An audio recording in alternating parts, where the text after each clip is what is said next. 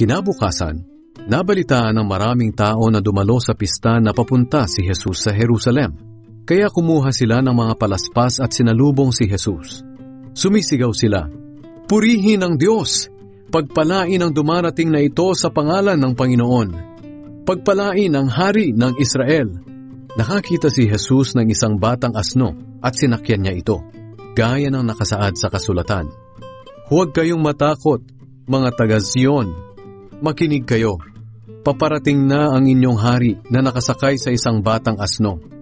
Hindi pa naiintindihan noon ng mga tagasunod ni Jesus ang ginawang iyon ng mga tao. Pero nang makabalik na si Jesus sa langit, saka lang nila naintindihan na iyon ang nakasaad sa kasulatan. Marami ang nakasaksi ng muling buhayin ni Jesus si Lazarus at ipinamalita nila ang pangyayaring ito.